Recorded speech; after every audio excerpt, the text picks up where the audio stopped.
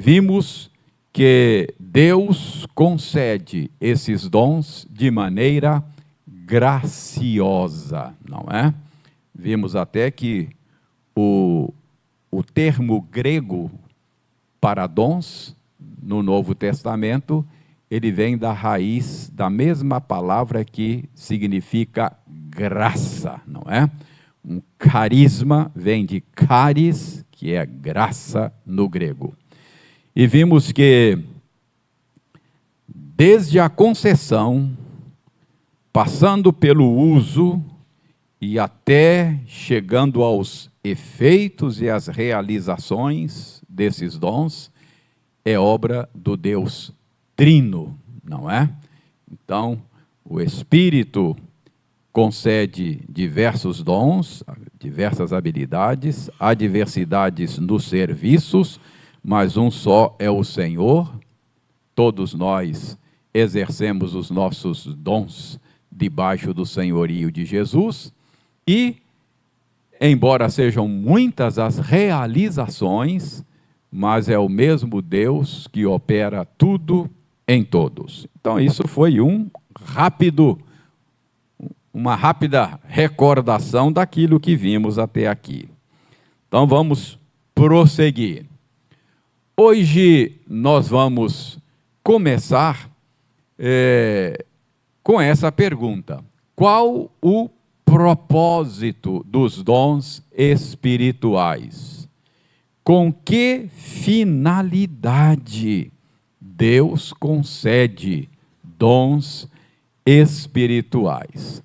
Então, uma boa porta de entrada para encontrar na Bíblia resposta para essa pergunta é esse versículo aí, 1 aos Coríntios, capítulo 12, verso 7. Diz aí que a manifestação do Espírito é uma maneira de falar dos dons espirituais, não é? Um dom é uma manifestação do Espírito. Então, a manifestação do Espírito, isso é, o dom espiritual, ele é concedido a cada um.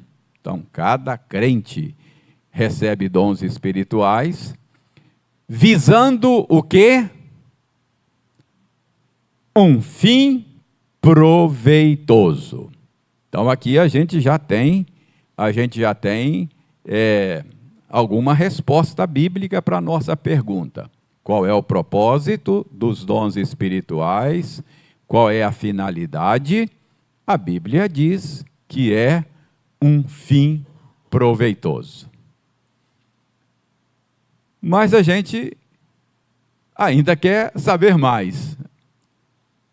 O que é esse fim proveitoso? O que o apóstolo Paulo quer dizer com esta expressão, fim proveitoso? Uma boa maneira de interpretar a Bíblia, um bom princípio de interpretação bíblica, é que a Bíblia interpreta a si mesma, não é? Então, a gente deve comparar Escritura com Escritura, ou seja, outros textos que falam do mesmo assunto, porque aí a gente vai tendo mais luz sobre aquele ponto que a gente quer entender melhor. O nosso ponto, o qual queremos entender melhor, é o propósito, a finalidade dos dons. Então, vamos comparar Escritura com Escritura. Então, um outro texto que fala da finalidade dos dons é Efésios 4, verso 12. Aí diz que os dons são concedidos com vistas ao aperfeiçoamento dos santos, para o desempenho de seu serviço, para a edificação do corpo de Cristo. Então, segundo Efésios 4:12, com que propósito, com que finalidade Deus concede dons espirituais? Então, aperfeiçoamento dos santos, está claro ali, é uma finalidade, e a edificação do corpo de Cristo. Então, fim proveitoso significa, segundo essa comparação, o aperfeiçoamento dos santos. Fim proveitoso, segundo esta comparação, significa a edificação do corpo de Cristo. Esta é a finalidade, este é o propósito, não é? Com o qual Deus concede dons espirituais, não é? Se a gente continuar lendo aí Efésios 4, no capítulo 4, você vai perceber que no verso 13, Paulo diz que até que todos cheguemos à medida da estatura da plenitude de Cristo. Então, isso completa a ideia do propósito da concessão de dons espirituais. Bom, então, comparando essas duas passagens, a gente já tem uma boa clareza, não é? Do propósito com o qual Deus concede dons espirituais. Mas a gente pode cavar um pouco mais. A gente pode... eu creio que a etimologia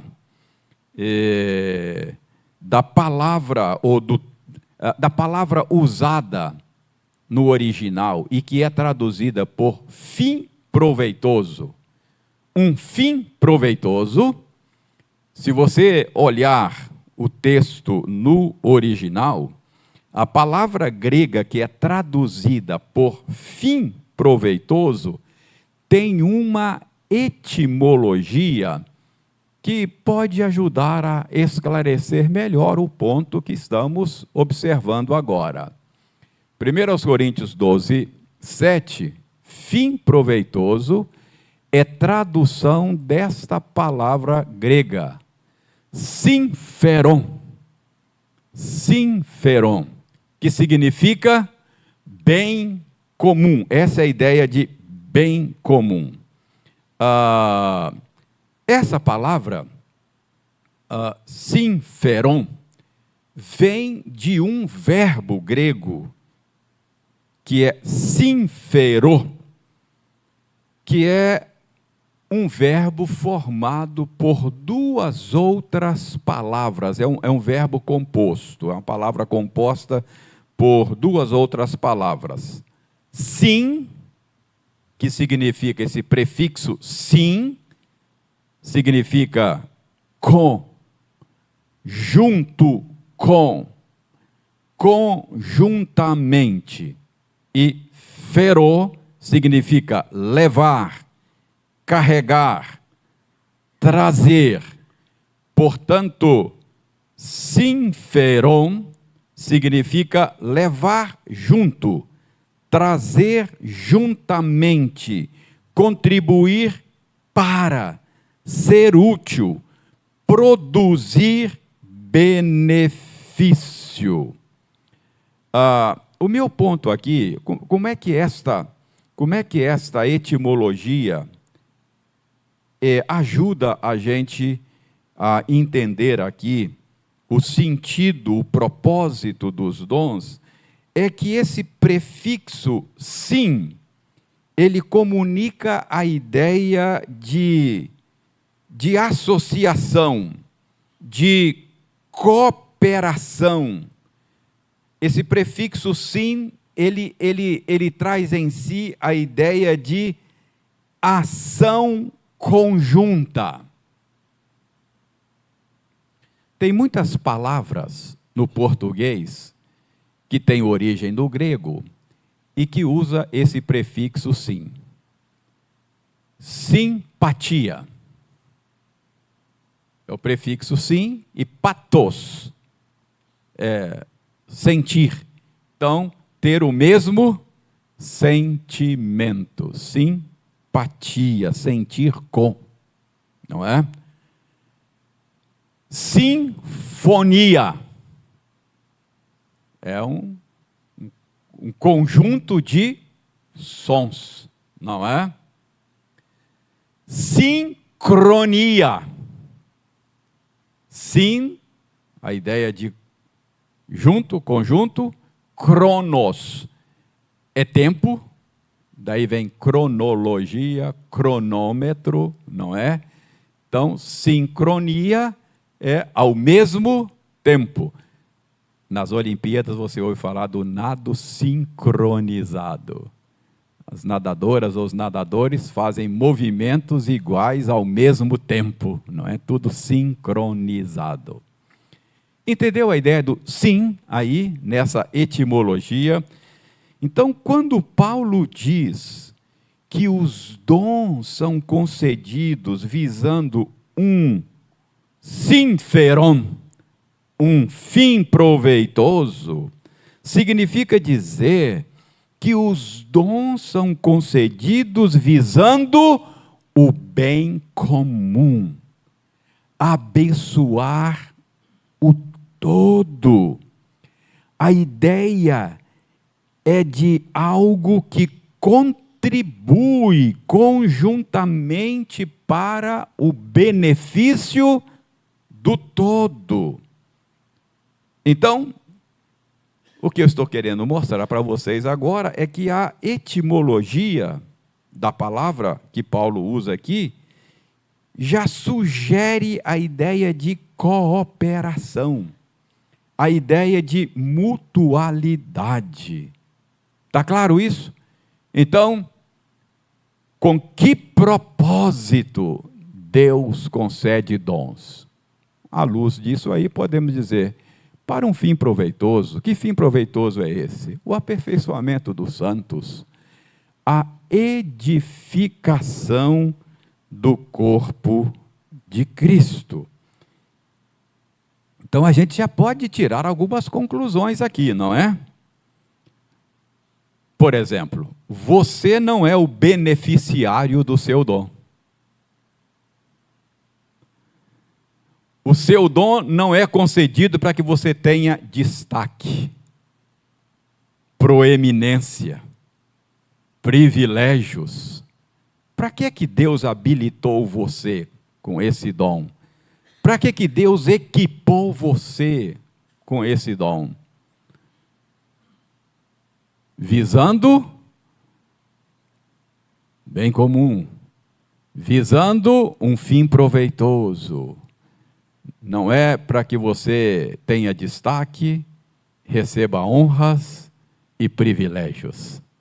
Então, é bom a gente entender qual é o propósito com que Deus equipou você e a mim com dons. Normalmente, quem se beneficia do seu dom são os outros, não é? Então, com base naquilo que vimos até aqui, nós podemos dizer que é isso aí, é por essa razão que Deus nos deu dons. Mas eu quero ainda mostrar um propósito último, uma finalidade final. Ficou redundante, finalidade final. Mas um propósito último, não é? Uma finalidade última. Se alguém fala, fale de acordo com os oráculos de Deus. Se alguém serve, faça-o na força que Deus supre, para que em todas as coisas... Então, Deus deu dons para que você os use de uma maneira tal que traga glórias para o nome dele. Com que propósito final? Qual é a finalidade última da concessão dos dons? Para que em todas as coisas Deus seja glorificado. Que ao usar o seu dom, não é para que Deus veja que você é o cara. mas é para que as pessoas vejam como Deus que habilitou você, não é? É um Deus maravilhoso. Você é apenas um reflexo, um instrumento, um canal que Ele usa para manifestar as suas perfeições.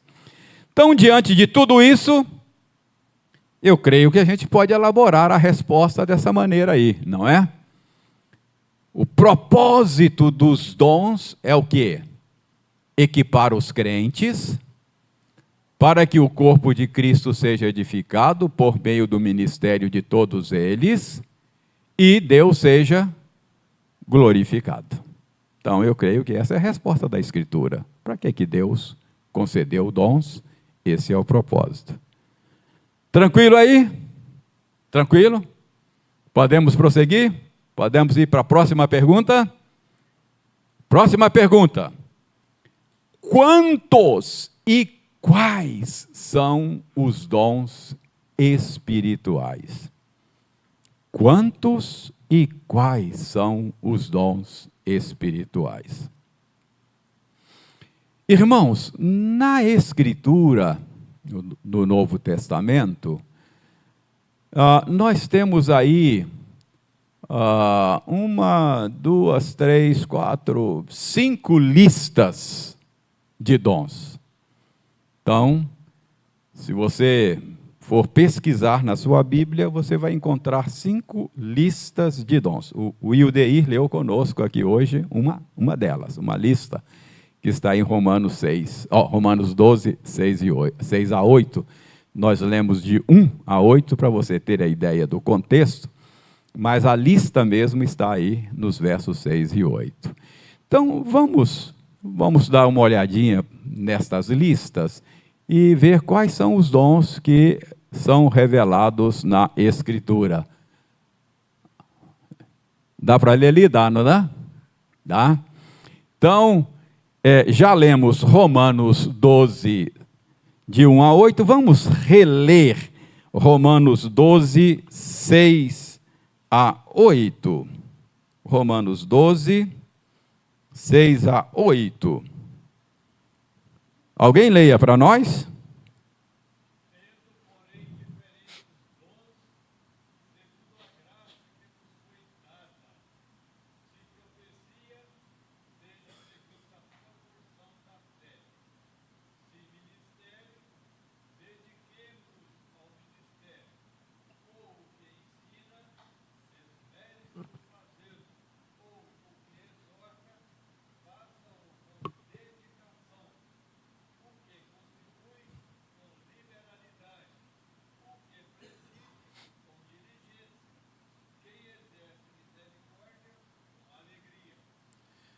Osório contou aí quantos dons são mencionados e quais são eles. Quantos dons são mencionados nesta lista e quais são eles?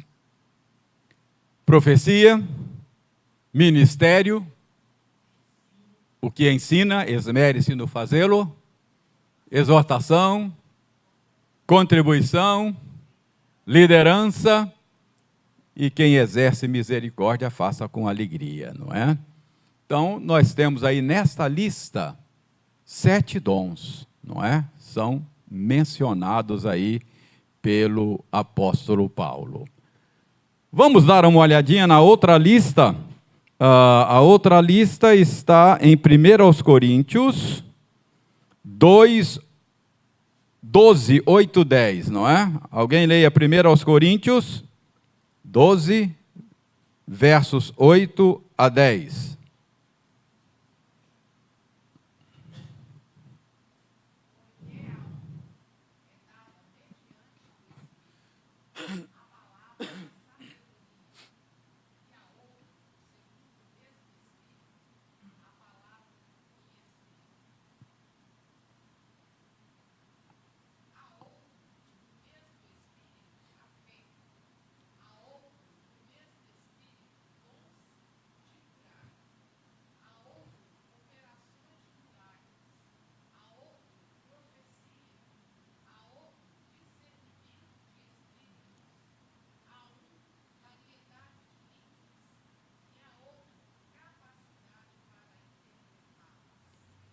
Quantos estão aí nessa lista, Ângela? Quantos são os dons mencionados aí?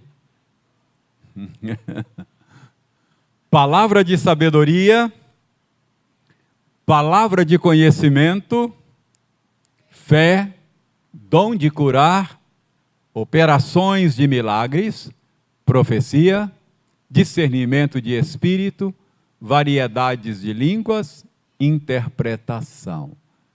2 a mais, não é? 2 a mais do que a lista anterior. Essa é uma lista um pouquinho mais longa, não é? A gente tem nessa segunda lista dons que não tem na primeira e tem dons da primeira lista que não tem na segunda. Exortação, por exemplo, não aparece na segunda lista. Não é verdade? Então, essa é a segunda lista que a gente tem dos dons na Escritura.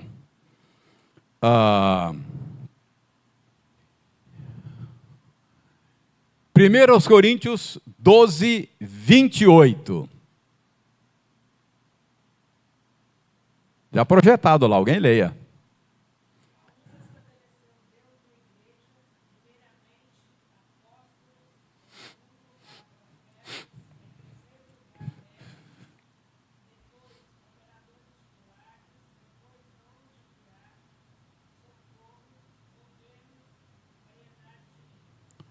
Quantos dons, Eliane, você leu aí?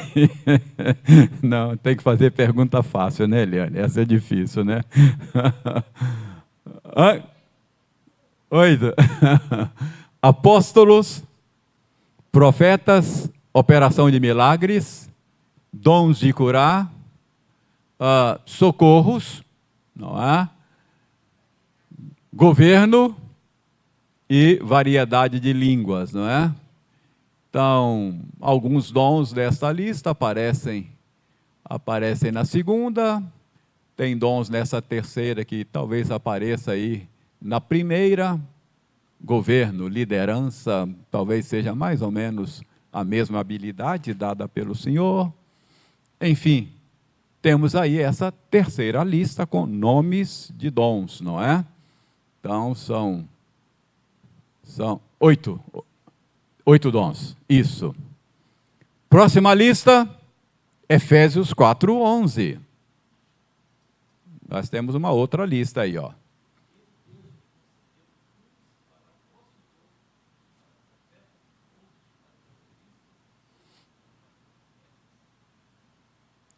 Ok. Quantos dons, Ildei? 4. Há uma controvérsia, sabe? Há quem ache que pastor e mestre são dons distintos, não é? Mas outros acham que pastores que são mestres, essa seria a ideia, não é? O João Calvino acha que são 2 dons aí, pastor e mestre, não é? Mas eu estou considerando aí como se fosse um único dom, não é? Então são 4, se pastor for mestre, mas se for coisa distinta, são 4 dons, ok? 1 de Pedro 4:11, a outra lista de dons.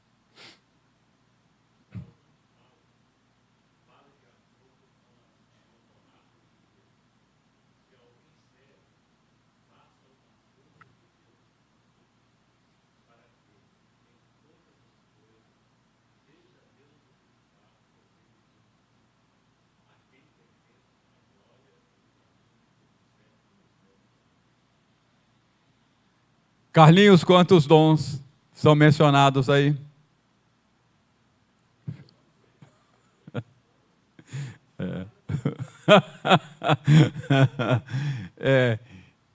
Eu pessoalmente acho que não dá para saber quantos dons são mencionados aí, porque eu acho que aí são 2 categorias e não 2 dons, não é? Existem dons de falar e dons de servir. Então, eu imagino que Pedro está usando aí categorias de dons, 2 categorias. Dom de falar pode ser ensino, profecia, a variedade de línguas, a palavra de sabedoria, de conhecimento, exortação, tudo é dom da fala, né? Dom que usa a fala. Então, eu creio que são duas categorias e não dá para saber quantos dons estão aí embaixo dessas duas categorias. Então, o que a gente tem de revelação de Deus sobre quais e quantos dons são, é isso aí.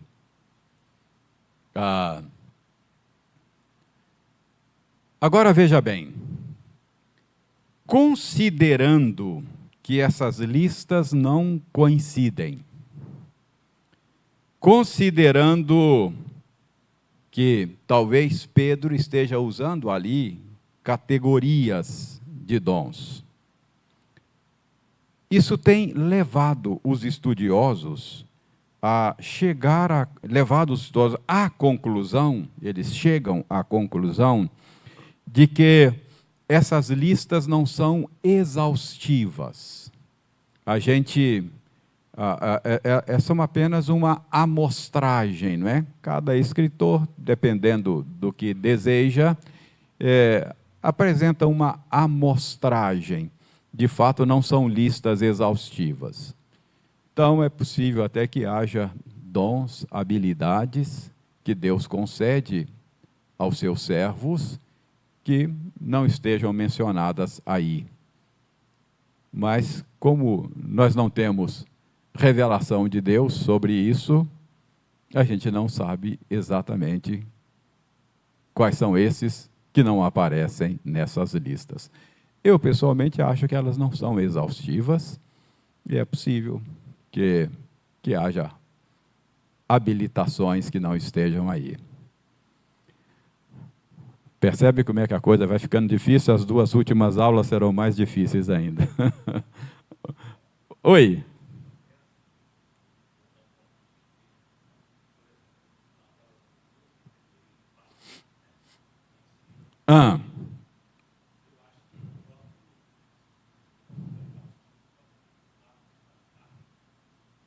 Como?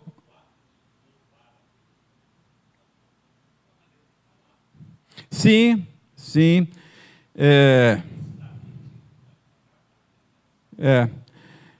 O que está dizendo ali é o seguinte: se o dom que você exerce usa a fala, que essa fala esteja de acordo com os oráculos de Deus, de acordo com a Escritura. E eu creio que isso se aplica ao que se canta. Você não deve cantar aquilo que não está nos oráculos de Deus. Então, quando a gente fica observando a teologia que se canta, não é implicância do pastor. É uma tentativa de obedecer coisas como essa. Aquele que fala, fale de acordo com os oráculos de Deus. Se o seu dom é usa palavras, que você use palavras que sejam palavras de acordo com os oráculos de Deus.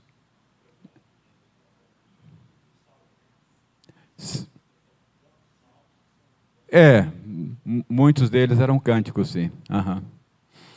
Mas, veja bem, a nossa pergunta é: quantos e quais são os dons? Então, isso aí é a resposta que a gente pode ter com base nas Escrituras. E a Bíblia também não nos revela claramente a natureza de cada um desses dons.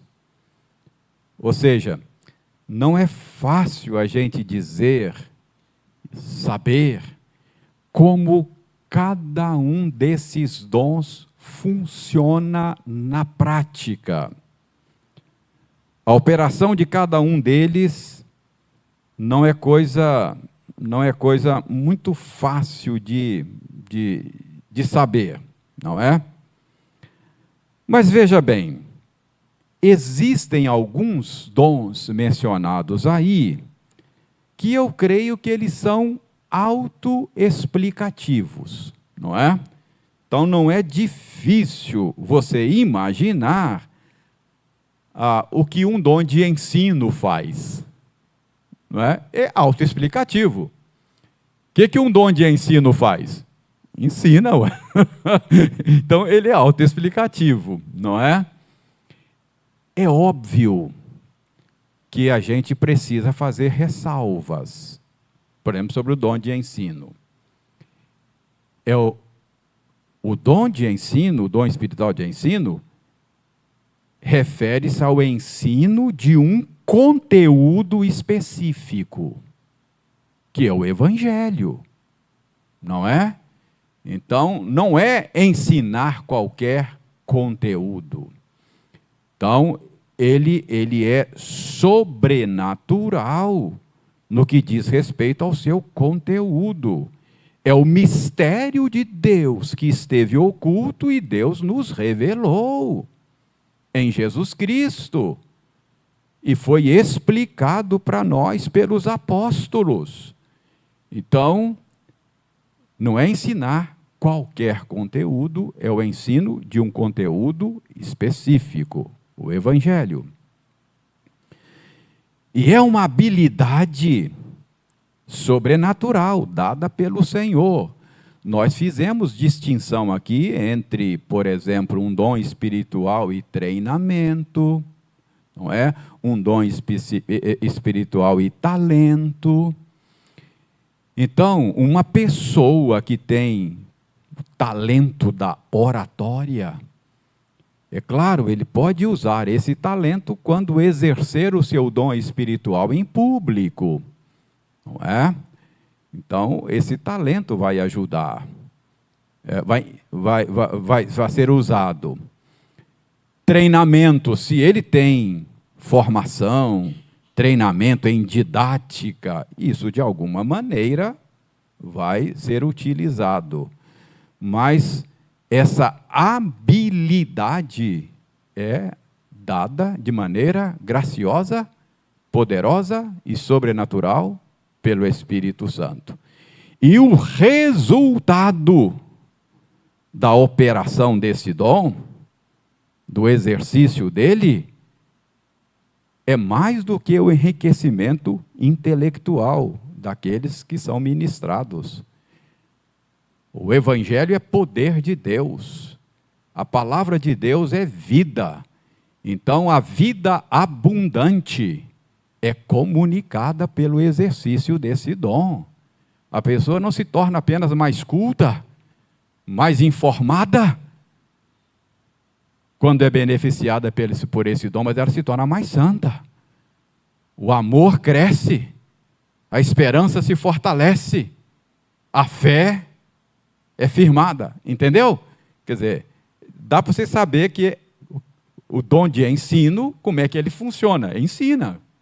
Mas a gente precisa fazer essas ressalvas, não é qualquer ensino. Está claro isso aí? Tá?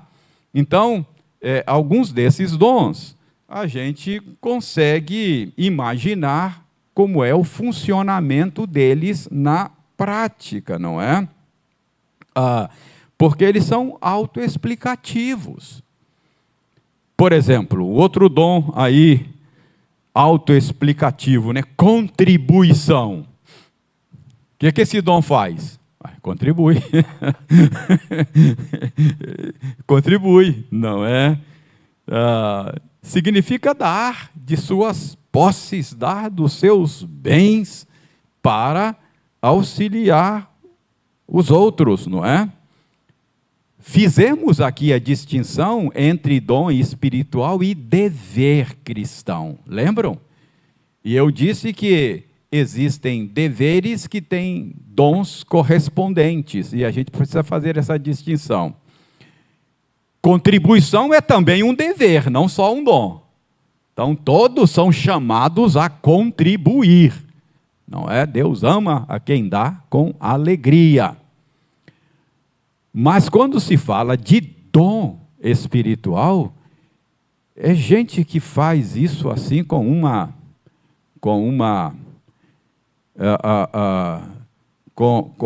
uma capacidade especial, não é? Contribui assim de maneira notável e incomum até. Incomum, não é? Por exemplo, eu não sei, mas eu vou dar um exemplo aqui que talvez ilustre isso, né? Mais uma vez, outro dia, é a segunda vez que o Gelsemir me conta esse caso do filho deles. Ele que tem um dos filhos, houve um tempo que imaginou que fosse um chamado para a obra missionária.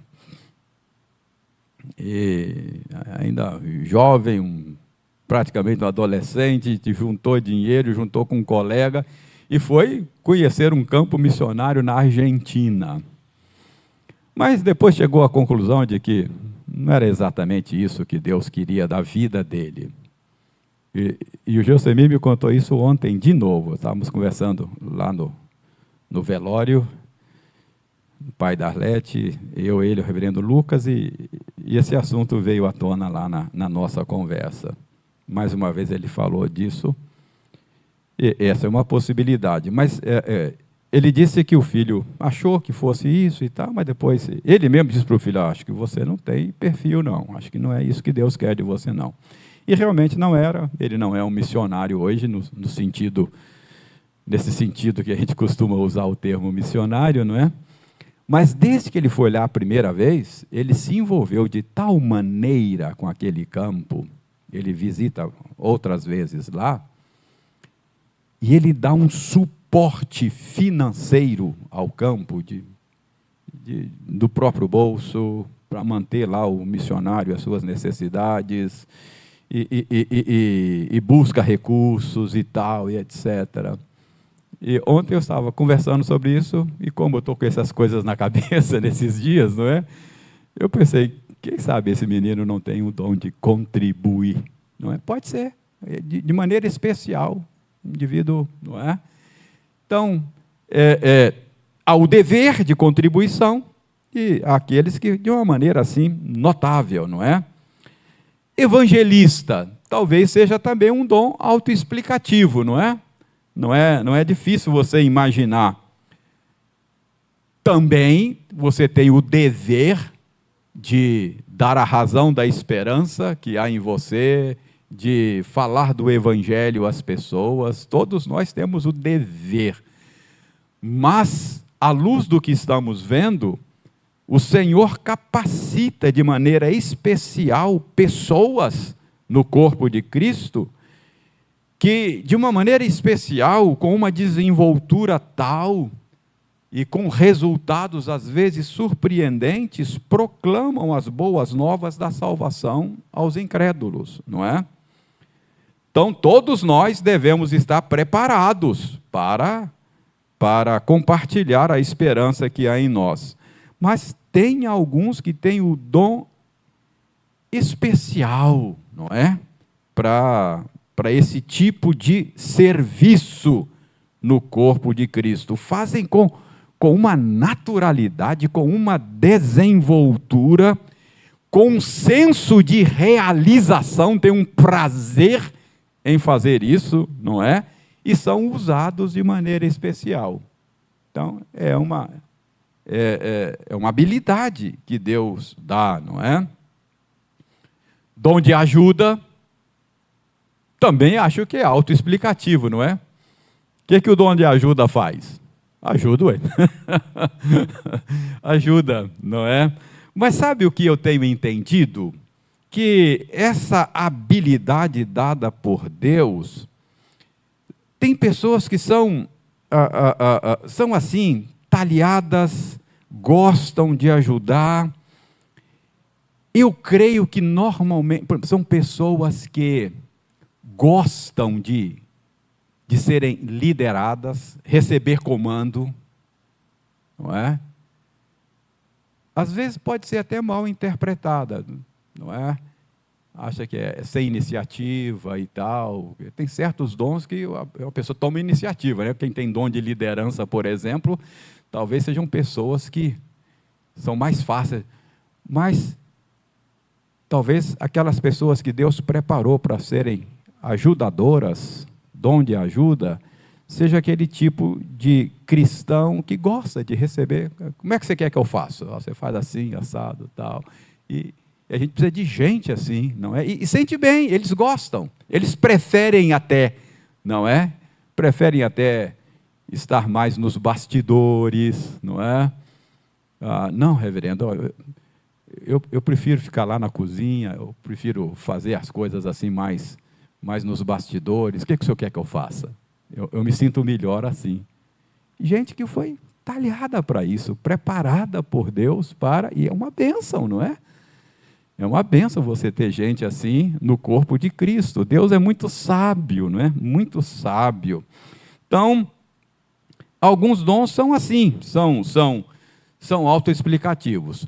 Outros, eu creio que dessas listas, alguns podem parecer autoexplicativos, mas eu creio que pode ser mal entendido também. Por exemplo, nessa lista aí de 1 aos Coríntios 12, 8, aparece o dom da fé. Dom da fé. Aí a gente precisa de fazer um exercício um pouco mais profundo, um pouco maior. É autoexplicativo, mas nem tanto, não é? Porque estaria Paulo falando da fé salvadora? De crer em Cristo para a salvação? Claro que não. Porque dom, Deus não dá a todos. Deus dá a alguns esse dom, não é? Enquanto que a fé salvadora, todos os membros do corpo de Cristo, todos aqueles que nasceram de novo, têm fé salvadora, não é? Então, o que seria esse dom da fé, não é? Irmãos, parece que Paulo tem em mente aqui aquele tipo de confiança excepcional, concedida pelo Espírito, em situações assim, específicas, em que Deus deseja realizar algo incomum. Algo incomum. Por exemplo, como é que chama aquele missionário que fez um voto de que... Aquele que... Esqueci o nome agora, é sincero a minha dúvida aqui, não estou fazendo pegadinha, não. Aquele que criou, acho que na Inglaterra, casas de assistências à infância e tal, e que fez o voto de nunca fazer pedido de... Ai. Bom, tá aqui, mas não vem. Me ocorreu aqui, não estão nas minhas anotações. Mas talvez seja esse tipo de caso, não é? E na história desse irmão, a gente vê lá de casos assim, de Deus atender necessidades de maneira surpreendente. Então, talvez fosse esse o dom da fé, não é? Essa convicção extraordinária. Nós vamos conversar sobre outros dons mais polêmicos nas próximas aulas, mas existem alguns estudiosos que entendem que a convicção, por exemplo, mesmo dos apóstolos, da realização de milagres, era dada, alguns estudiosos acham, era dada no momento em que Deus desejava realizar algo extraordinário. Dava ao apóstolo esta convicção. Talvez esse dom da fé seja essa convicção, não é? Por exemplo, o que eu estou dizendo é que alguns estudiosos entendem que mesmo os apóstolos não operavam ou usavam esses dons extraordinários sob o domínio deles. Mas, de alguma maneira, Deus lhes dava a convicção de que faria isso naquele momento. Não é? Talvez seja isso que explique que eles não curaram todas as pessoas. Por exemplo, Paulo, se é que o problema dele dos olhos, o espinho na carne, alguns acham que era um problema nos olhos, Paulo conviveu com isso e nunca foi curado, embora tenha orado por isso. George Miller, muito obrigado. George Miller, isso mesmo. George Miller fez o seguinte, era um missionário, e ele entendeu, Deus deu a ele a convicção de que ele nunca deveria pedir recursos para a obra missionária dele. Não pediria, ele simplesmente oraria. Exerceu o ministério dele, fundou orfanatos e nunca pediu um tostão a ninguém. Deus deu a ele essa convicção. Eu creio que talvez dom da fé seja esse dom especial, de que Deus queria fazer algo extraordinário, e ele tinha isso e partiu na direção que entendeu que Deus havia dado a ele. E existem, assim, histórias muito interessantes de... Deve ser verdadeiros essas histórias de, por exemplo, não ter mantimento, não ter comida num determinado dia lá no orfanato, e ele reunia as crianças, orar a Deus, e de repente um caminhão de leite quebra em frente ao orfanato. Para não perder o leite, o leiteiro doa todo o leite para o orfanato, porque não tinha como carregar. Coisas assim, não é? Talvez seja esse dom da fé que Deus dá.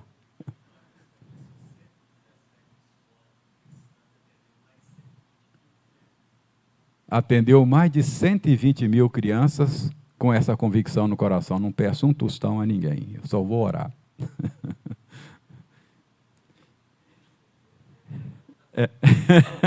Talvez seja esse o dom que Deus não dá a todos, não é? Um outro dom aí, que pode parecer autoexplicativo, mas talvez não seja tão claro assim, é o dom da exortação, não é? Está aí, dom da exortação. No nosso imaginário, quando a gente fala de exortação, a gente sempre pensa em repreensão, correção, advertência, não é? O pastor, você precisa exortar aquele irmão lá. Você precisa dar um puxão de orelha naquele irmão lá. Mas não é esse o sentido desse dom, não é? O termo grego para esse dom aí é parakaleo. Duas palavras novamente. Para, ao lado de, e kaleo vem de chamar. Então, a ideia aí é chamar para junto de si. Ou seja, colocar ao lado de. A ideia fundamental não é de repreender, mas de estar ao lado para ajudar, para encorajar, para consolar, para orientar. Parakaleo, daí que vem o termo parakletos.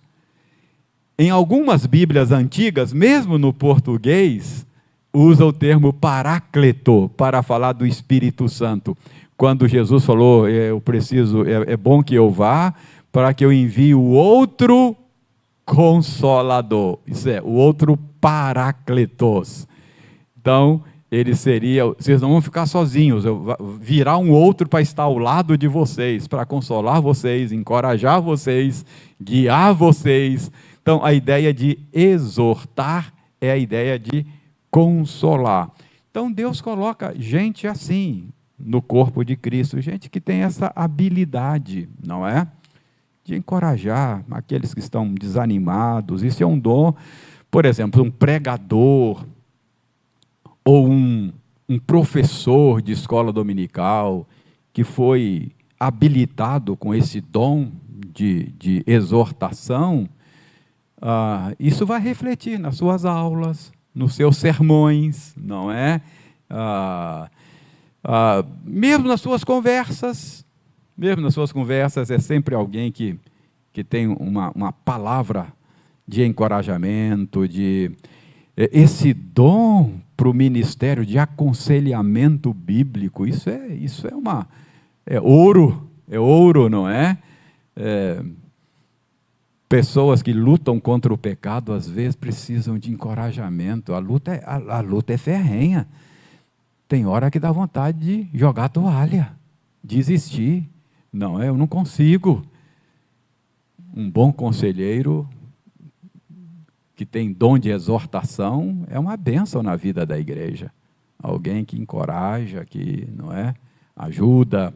Então, Deus coloca esse tipo de habilidade, não é? Aparece aí também o dom de misericórdia, não é? Romanos 12, 8. Dom de misericórdia, imagino que seja pelo nome, não é? Aquela capacidade de se compadecer dos que sofrem, não é?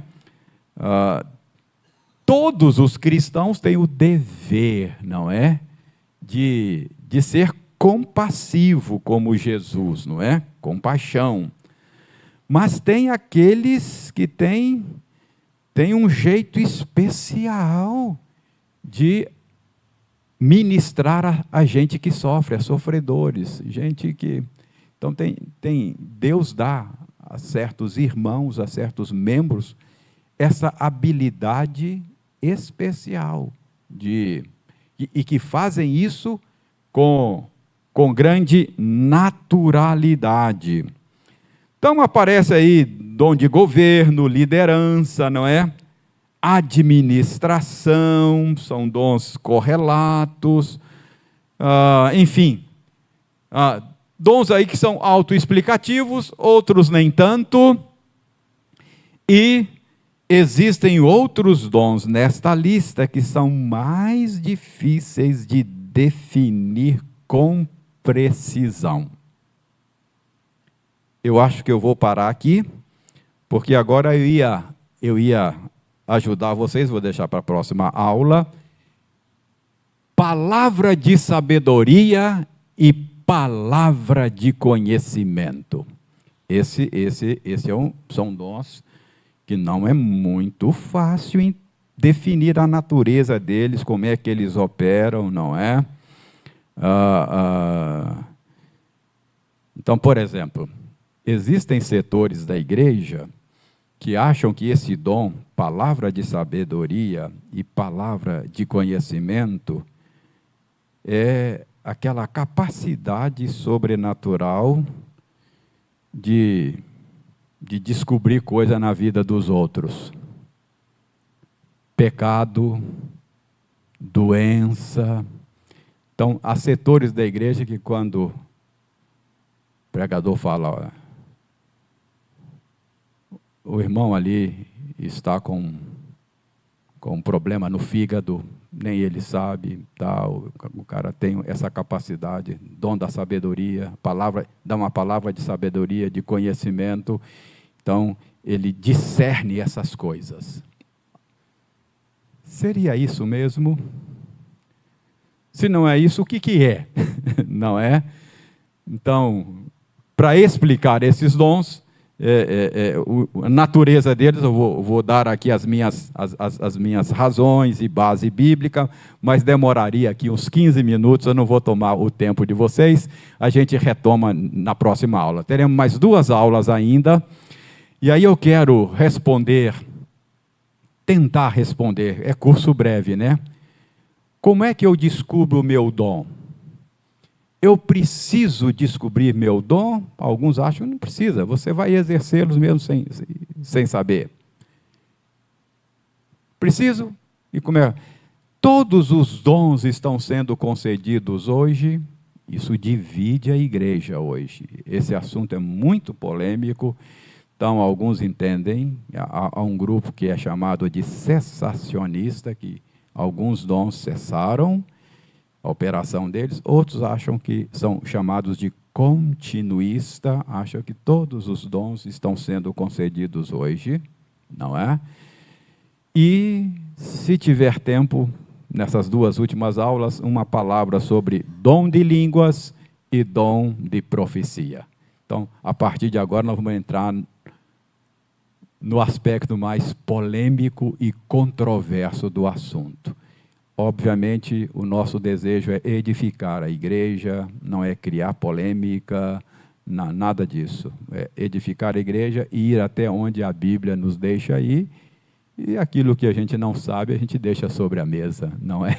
Até que Deus nos mostre. Mas, por hoje, esses são os dons, não é uma lista exaustiva, e nem sempre é fácil a gente entender como é que esses dons funcionam na prática. Alguns são autoexplicativos, outros nem tanto, e outros, não é? Como nós íamos começar a ver agora, palavra de sabedoria e palavra de conhecimento. O que é isso? Eu tenho a minha posição e eu vou apresentar para vocês na próxima aula. Alguma pergunta sobre o que vimos hoje? Alguma colocação? Alguma dúvida? Se não, a Ana Rita me fez lembrar, viu, Ana Rita, de um professor de seminário que estava ensinando um assunto assim muito profundo, muito difícil, muito complexo e sobre o qual a gente tem muitas dúvidas, né? E aí um aluno levantou a mão e falou assim: professor, eu estou com uma dúvida aqui. Aí o meu professor falou assim: você tem uma? Eu tenho 1000. Você tem, eu tenho 1000. Mas aquilo que é suficiente para a gente caminhar com o Senhor, a Bíblia é clara, não é? Deus nos dá dons para a gente servi-lo, não é? E vamos descobrir de que maneira Deus nos equipou e vamos dar a nossa contribuição para a edificação do corpo de Cristo aqui, não é?